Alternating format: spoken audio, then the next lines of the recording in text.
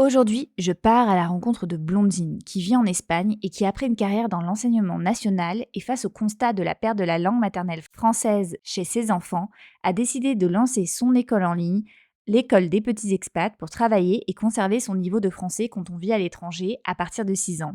Elle revient avec nous sur son expatriation en Espagne, sur la gestion de la pandémie là-bas et bien sûr sur son engagement pour la conservation de la langue française auprès des petits expats. Bonne écoute! Bienvenue sur EcoExpat. Ici, je vous parle sans filtre des hauts et des bas de la vie à l'étranger en partant à la rencontre de Français qui ont décidé de sauter le pas. Ce podcast est votre coin pour découvrir des conseils, des échanges et pour mieux préparer votre départ. Allez, c'est parti! Bonjour Blondine, bienvenue sur EcoExpat. Bonjour, merci de m'accueillir. Alors Blondine, tu es arrivée en Espagne en 2019. Est-ce que tu peux nous raconter un petit peu ce qui t'a amené à quitter la France ? On avait très envie de s'expatrier en famille avec mon mari. Moi, je suis une ancienne Erasmus et lui aussi avait fait une partie de ses études à l'étranger. Et voilà, on a eu un parcours de vie très classique. Tu vois, on s'est mariés, on a acheté une maison.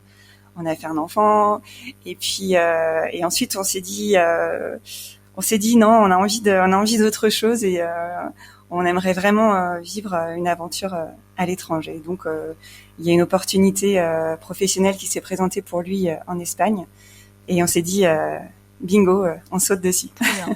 Et comment s'est passée l'arrivée ? Est-ce que c'était à la hauteur de tes attentes ? Oui, c'est vrai que c'était alors ça a été compliqué les premiers mois, très honnêtement. C'est vrai que compliqué, non, mais on est arrivé, j'avais donc le petit dernier avait 3 mois et donc c'est vrai que c'est voilà, il y avait tous ces aspects-là avec l'arrivée d'un nouveau-né à l'étranger, loin de sa famille. Voilà, il a fallu trouver ses repères. Les premiers mois ça a été beaucoup de démarches administratives pour inscrire le grand à l'école, s'inscrire à la sécurité sociale, etc. Voilà, c'était beaucoup de démarches et puis ensuite, quand enfin on a commencé un petit peu à sortir la tête de l'eau, il y a eu le Covid, le confinement, et s'est retrouvé un petit peu freiné dans notre élan pendant plusieurs mois, mais là ça va mieux.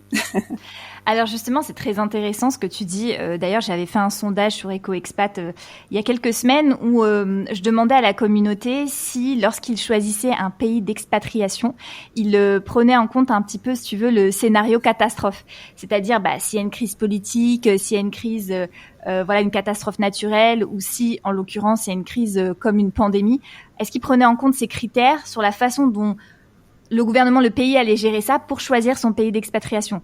Je pense par exemple à toutes ces personnes qui étaient expatriées par exemple en Chine et tu vois qui ont vécu une période de Covid assez terrible par rapport aux conditions qui étaient nécessaires pour respecter aux conditions sanitaires qui étaient nécessaires, tu vois. Et donc plein de gens ont dû rentrer quand ils pouvaient rentrer bien évidemment.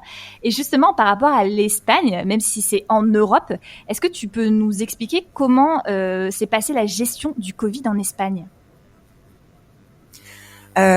Oui, ça a été strict. C'était un confinement très très strict, bien plus strict qu'en France. Par exemple, les enfants, par exemple, n'avaient absolument pas le droit de mettre le nez dehors. Je sais qu'en France, il y avait, on pouvait par exemple sortir dans un rayon de 10 kilomètres pendant tant d'heures. Là, les enfants, ils avaient même pas le droit de sortir de chez eux. Et mes enfants, par exemple, ils sont pas sortis de l'appartement pendant 45 jours. Donc ça a été rude. Et puis c'est vrai que les mentalités aussi étaient très différentes par rapport au port du masque. Par exemple, dans mon école, ils ont fait beaucoup de pression, notamment les parents d'élèves, pour que les enfants mettre le masque à l'école. Mon fils, par exemple, il avait 4 ans. Il avait tout juste 4 ans. Il avait le masque à l'école, le pauvre. Donc, c'était une période dure et beaucoup de restrictions et les personnes, surtout les habitants ici, respectaient ces restrictions à la lettre et c'était très mal vu de prendre la moindre liberté. C'est sûr que c'était En France, c'était une toute autre ambiance, mais justement, toi, en tant qu'adulte, tu pouvais sortir de la maison. Oui, je pouvais sortir pour faire les courses. Voilà, c'est tout. Ok. Faire les courses et les personnes qui pouvaient travailler. Il y avait des métiers, voilà, où tu avais ceux qui pouvaient télétravailler devaient rester à la Mhm. maison, mais les autres personnes avaient une autorisation de sortie. Mais vraiment, c'était limité au strict, au Au strict strict minimum. nécessaire. Mm. Et justement, par Mm. rapport à, à ton parcours professionnel, est-ce que tu peux nous dire ce que tu faisais en France? Oui, donc j'étais professeur des D'accord? écoles. Voilà, j'ai travaillé pendant une dizaine d'années.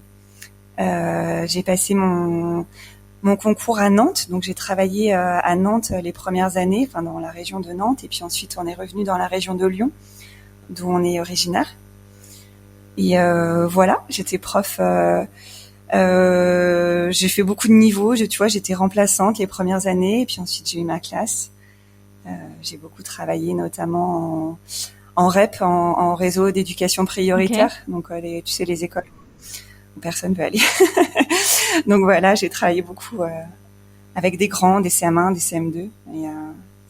Et voilà, j'aimais beaucoup mon métier, mais comme je te disais, quand on me préparait ce podcast, j'aime profondément mon métier, mais il m'a épuisé et j'avais envie de Et changement. oui, c'est ce que j'allais dire. Du coup, là, de te retrouver confiné avec tes enfants, en tout cas, ce qui est ressorti en France, c'est qu'il y avait beaucoup de parents qui devaient se retrouver à devoir faire l'école à la maison.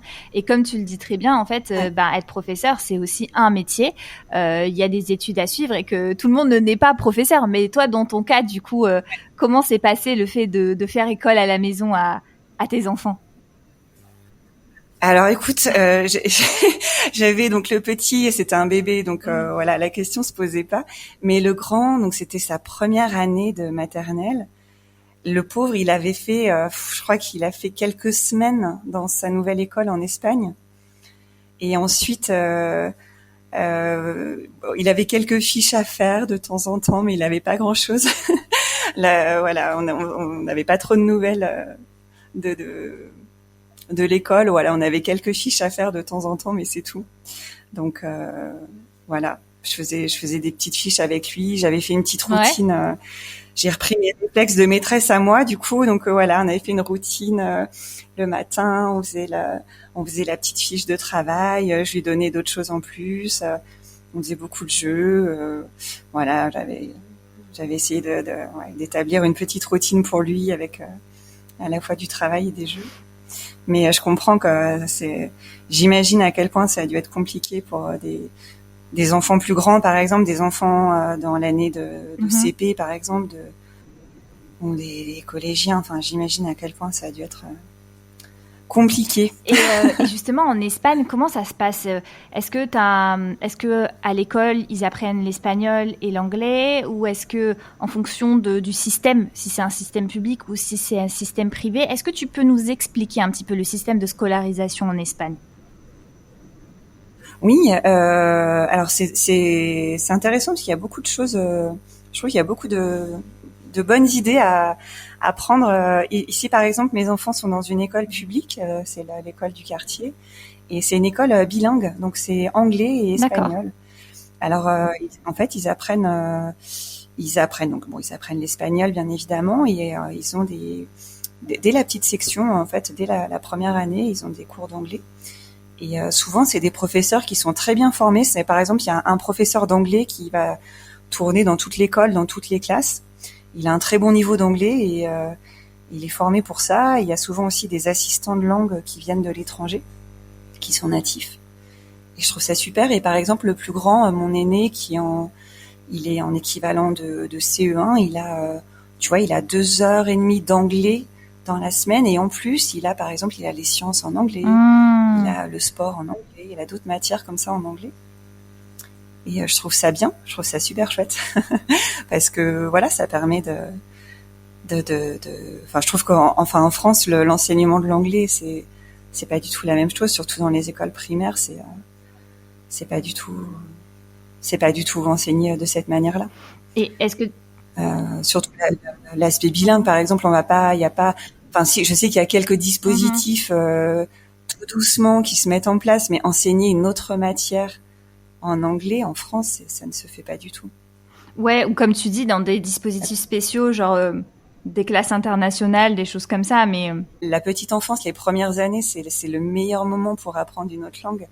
Et, euh, et c'est vrai que je trouve c'est vraiment quelque chose qu'il faudrait améliorer, l'enseignement de l'anglais à l'école primaire en France. Et c'est vrai que tout de suite, il y aurait une levée de bouclier. Ah, mais il faudrait d'abord qu'ils maîtrisent les bases en français. Et bon, c'est comme ça. C'est comme ça. Peut-être qu'un jour, ça viendra. c'est vrai. Et comment ton grand, parce que du coup, ton deuxième était petit, donc, mais comment ton grand a vécu le changement de pays, le changement de système de scolarisation? Ça a été, oui, c'est vrai que ça représentait beaucoup de changements pour lui d'un coup. Ben, déjà, il a eu, en très peu de mois, en fait, déjà, il y a eu l'arrivée d'un petit frère, ce qui est pas Ouais, c'est banal. clair. Ensuite, on a changé de pays, changé de langue. On a changé aussi, on est passé d'une maison dans la campagne avec un immense terrain à un appartement dans une ville. Et c'est vrai que ça a été dur pour lui.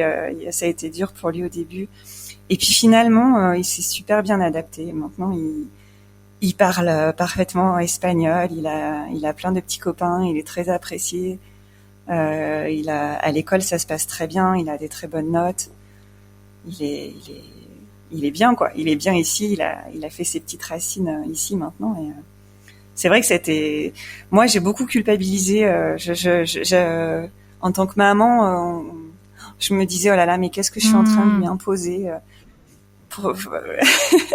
j'ai beaucoup culpabilisé de lui imposer tous ces changements dans sa petite vie. Et finalement, non, ça va. Et toi, comment tu l'as vécu, cette expatriation? Moi, bien, franchement, bien. Je suis très contente. Je suis très contente. Comme c'est vrai que il y a eu une période pas facile justement avec ce confinement. Et puis, mais non, je me sens bien. J'ai réussi professionnellement, j'ai réussi à me réinventer. C'est-à-dire, j'ai réussi à rester professeur finalement, mais à ma façon, à ma manière, en montant ma propre activité. Et voilà, j'ai renoué avec mon métier, avec ma passion. Et je suis vraiment heureuse. Je suis au début de quelque chose. Hein, c'est tout frais, mais je sens que je suis sur la bonne voie. Non, mais super, franchement super, Blandine. Et justement, je vais rebondir là-dessus parce que tu expliquais qu'en l'occurrence ton fils était du coup bilingue en espagnol et en anglais, et que le système de scolarisation en Espagne, même public d'ailleurs, vraiment accorde une importance dans les langues étrangères. Mais quid du français? Comment ça se passe au niveau du français? Est-ce qu'à la maison, du coup, vous parlez français ou espagnol ou anglais? Comment vous organisez? Ouais. Alors c'est vrai non, on parle français à la maison. C'est vrai que comme on a vécu, il a vécu les 3 premières années de sa vie en France, donc on a toujours pris l'habitude de s'exprimer en français entre nous. Et on s'est pas trop posé la question. En fait, on parle français à la maison et c'est tout. Mais c'est vrai que les années passent et je me rends compte que maintenir le français à la maison, c'est pas si facile que ça. Parce que c'est vrai que autant, tu vois, l'apprentissage d'une nouvelle langue, ça se fait pour un enfant, ça se fait de manière très naturelle, très rapide. Et c'est impressionnant de les voir à l'aise comme ça dans une autre langue en quelques mois.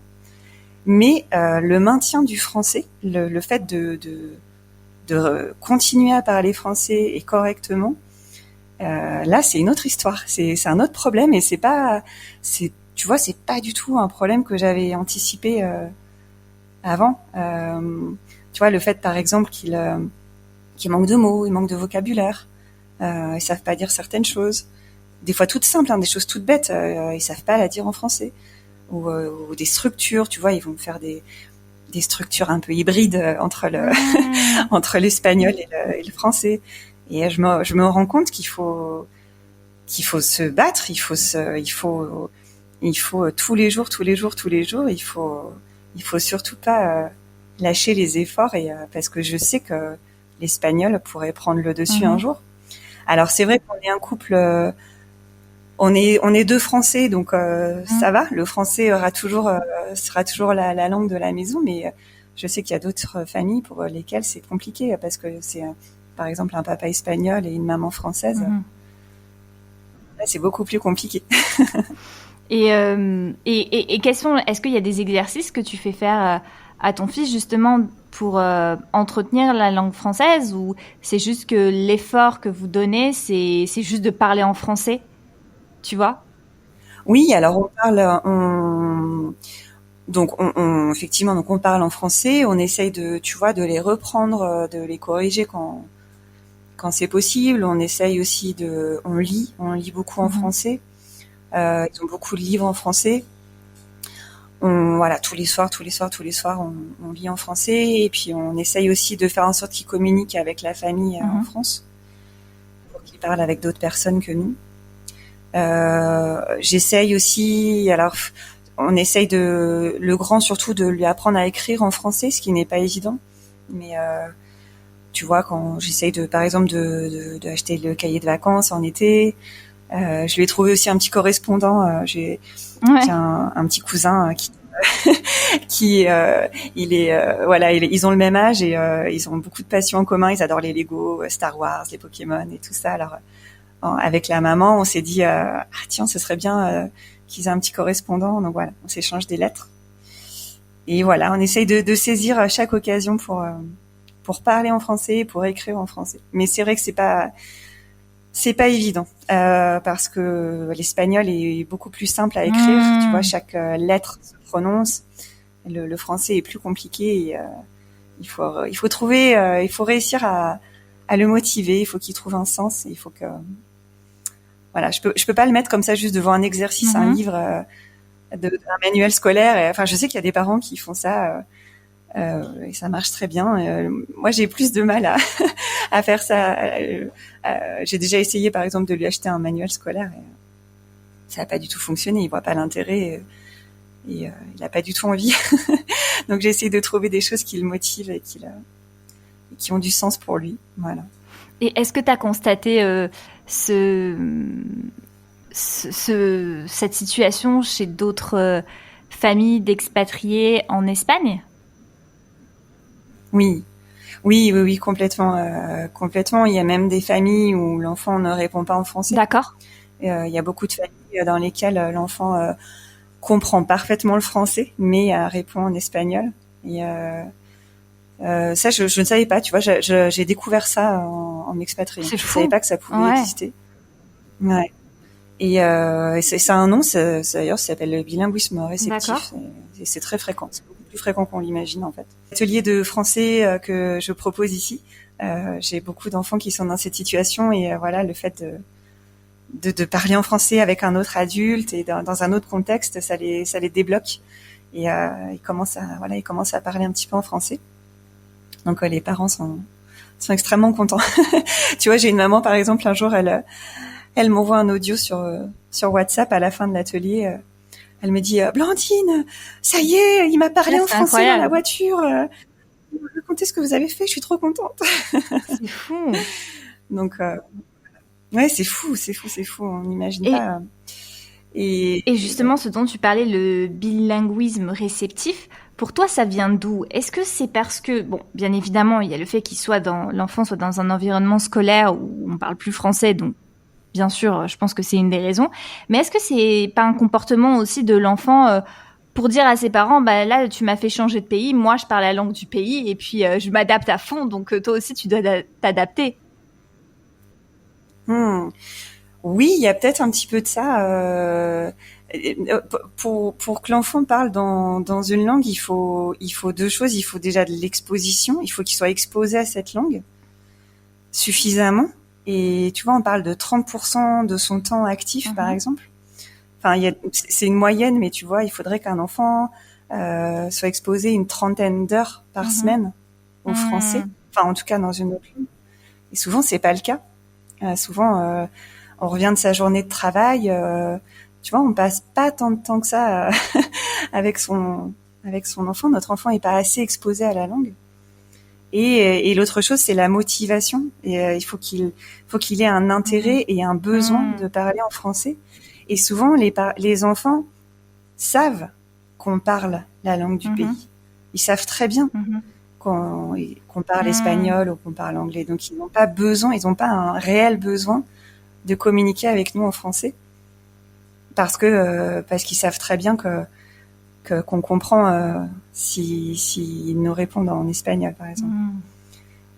Contrairement aux grands-parents, par exemple, les grands-parents qui restent en France, ben eux, souvent ils ne parlent pas la langue du pays, donc ils sont bien obligés de parler de parler avec eux en français. Donc il y a les deux en fait. Ce qui explique ça, c'est souvent un manque d'exposition au français. Et donc ils ont pas assez de bagages, tu vois, ils ont pas assez de vocabulaire, ils ont pas assez de structure, ils ont pas suffisamment de vocabulaire et de structure. Et puis il y a l'absence de réel besoin de parler en français qui explique ça. Et justement, donc c'est intéressant parce que de ce que j'ai compris, c'est que quand tu as été face à cette situation que tu vivais personnellement, mais quand tu t'es rendu compte que d'autres familles aussi vivaient ça, donc cette perte en fait de la langue maternelle, tu as décidé en fait d'organiser des ateliers d'abord en Espagne et puis ensuite tu as décidé de créer un projet en ligne qui s'appelle l'école des petits expats. À quel moment tu as eu le déclic pour te dire ok, en fait je vais faire quelque chose en ligne en lien avec l'enseignement pour répondre à ce besoin précisément? Ça a été un cheminement en fait, plus qu'un déclic. Et quand j'ai vu que ça marchait très bien ici, mes ateliers en présentiel, et que j'ai eu vraiment le sentiment que je répondais à un réel besoin, que c'était pas une simple activité extrascolaire pour ces familles-là. Et je me suis dit voilà comment. Bon, c'est vrai que c'est pas une très grosse ville ici, et il y a pas une énorme communauté de Français, donc j'avais besoin de chercher comme ça une idée pour développer moi mon activité et vraiment en vivre en fait. Et je me suis dit bah pourquoi pas le faire en ligne, tout simplement en ligne, et comme ça je peux m'adresser à des enfants du monde entier et à des familles du monde entier.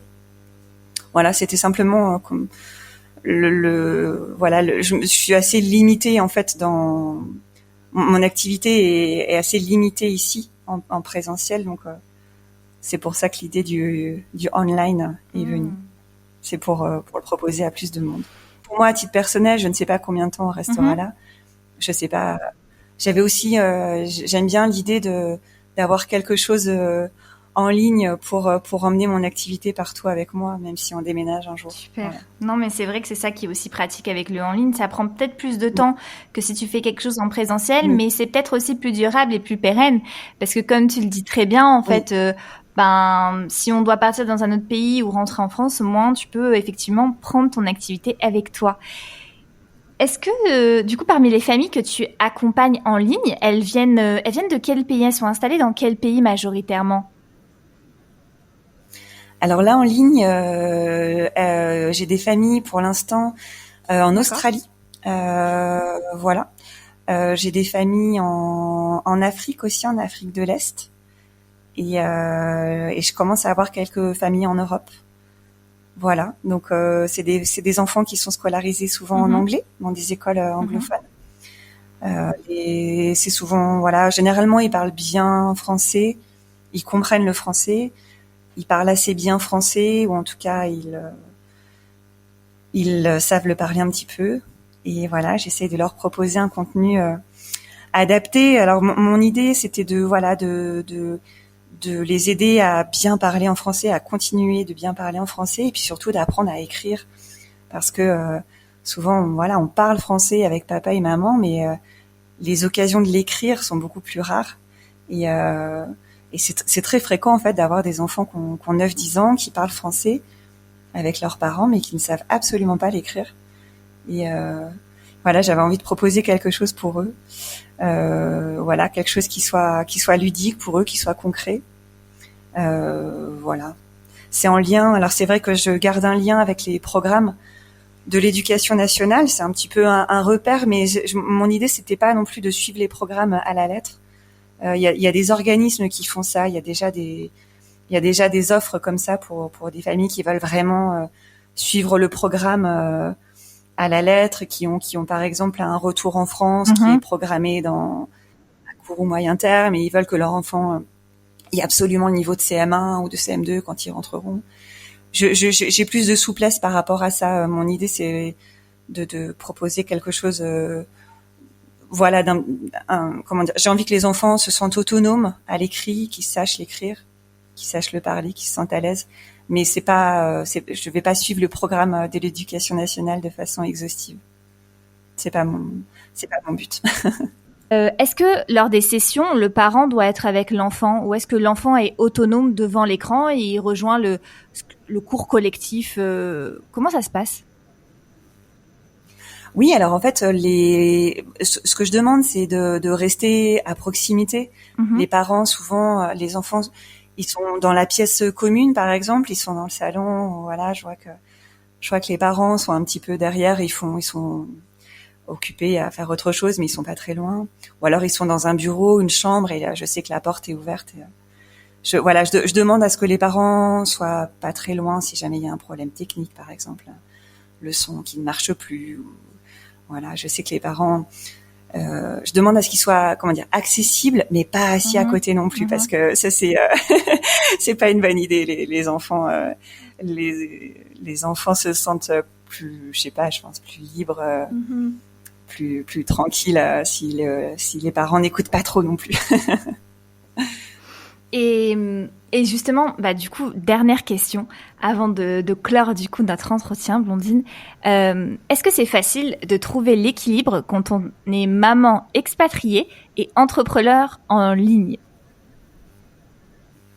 Oui, oui, à condition d'être bien au clair avec soi-même et de se fixer des limites dès le départ. Il faut vraiment, quand on se lance dans l'entrepreneuriat, c'est des choses, il y a des fondations à poser, il y a des bases à poser dès le départ, et je pense qu'il faut par exemple sur les horaires, il faut se dire, à quelle heure, il faut se fixer des horaires comme si on était salarié en fait, et il faut s'y tenir.